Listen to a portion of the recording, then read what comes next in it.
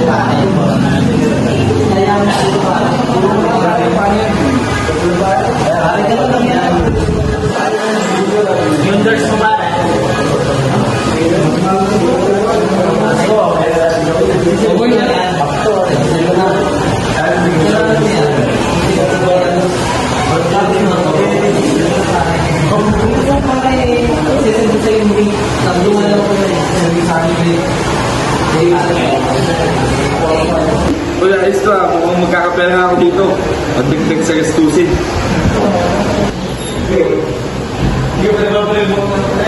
Okay, class. Good morning. Everyone do! Everyone greet! Sir! Morning, sir!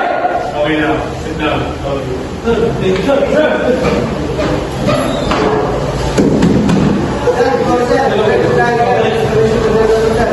Morning, late. Mr. Magdayan. Okay. So,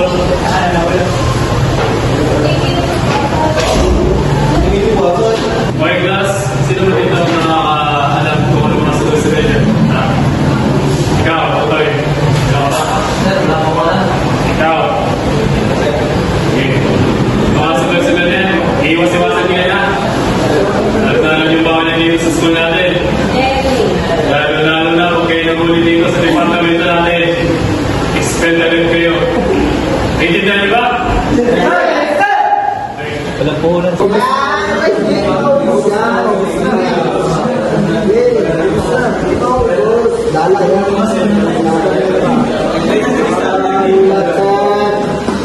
Binigay ng tao. Jerry, ka lang ako na.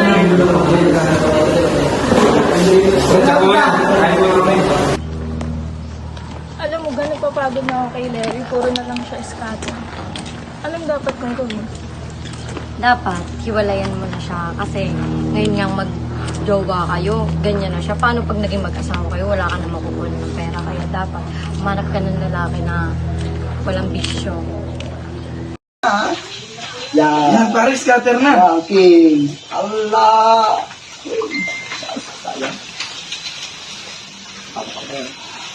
Allah. Isa. Ya. Sunod. Scatter na. Sayang.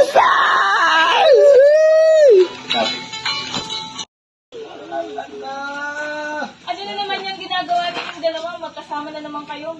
Ano ba pakialam mo? Di mo na iyo. Sa kapal, sa ang konstitutor na kaibigan. Okay. At ikaw, Larry, puro ka na naman sugal. Ano pakialam mo? Naglilibang lang naman ako. Hindi ka talaga naawa sa magulang mo, no? Anong gusto mo? Maghiwalay na lang tayo? Sige, kung yan ang gusto mo eh. Talaga? Oh, anak, bakit? Pahingin akong pera. Sige, padala ko mamaya na. Mag-aaral ng mabuti ha, para sa iyo ito, anak. Salamat po.